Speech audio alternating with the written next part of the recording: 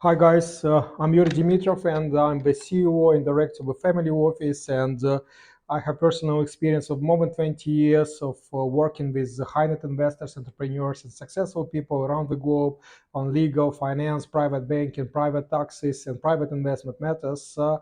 And in this video, let's briefly discuss. It's a bit technical, but we get a lot of questions like this, and quite often we get inquiries from our clients and our investors as well.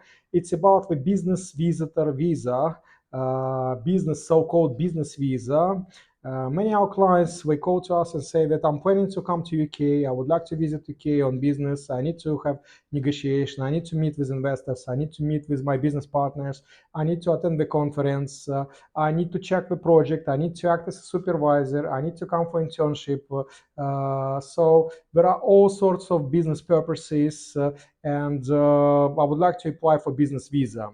And when the person is saying business visa, many of them they don't understand that actually it's we need to be very specific. It's a business visitor visa, which is a short-term visa with no rights to live in the UK.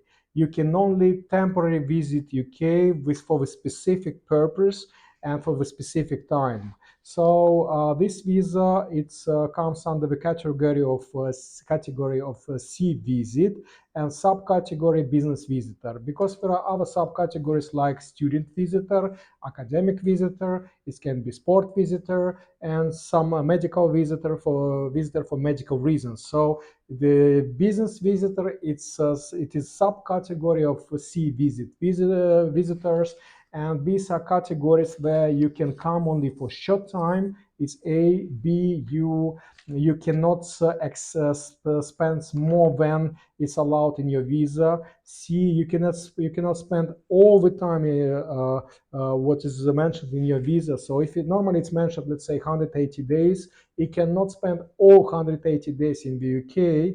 It's expected that you get in and out of the country with a short term. However, if you spend all your 6 months, after that, if you apply second time, the immigration officer, he might consider that you abusing the immigration system, you are not short-term visitor, you rather long-term stayer, and you stay on long term in the UK. So you need to count this and keep it in mind. So this is the first point. Second point, please keep in mind that there are certain criteria and what's kind of points and conditions you normally need to demonstrate to your embassy, to your British visitors center in order to get the visa.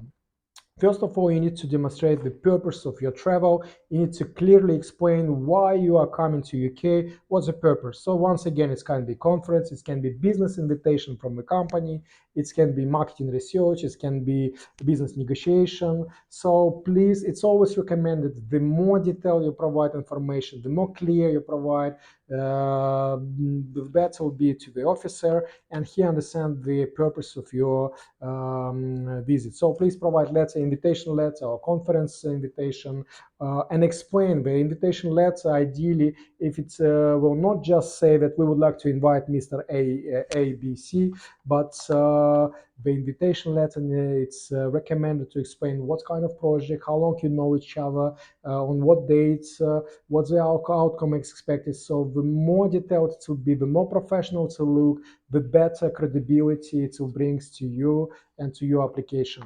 So it's the first point. Second point, you need to show the guarantees that you will return back to your country after your visit.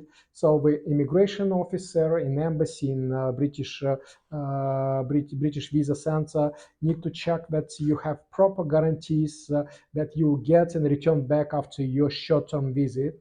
And normally, what they are, it's good if you provide letter from your employer in your country, or if you run your business, you provide documents and show that you have.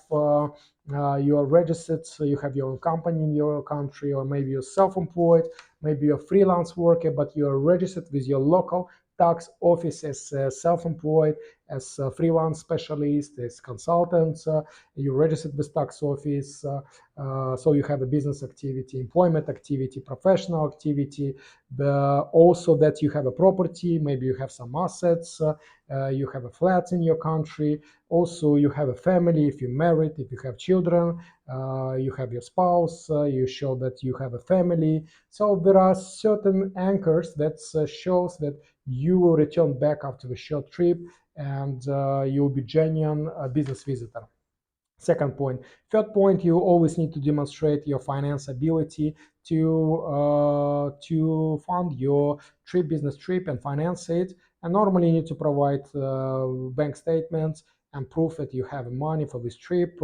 Please remember that the bank statements always must be translated by certified English translator and verified, so that it should be done properly and professionally. And the last point, you need to demonstrate that you have accommodation where you're going to stay your time during your visit. And ideally, if you also enclose confirmation that you purchased your ticket back and you will return back and you have flight tickets. So it's a proper, genuine business visit.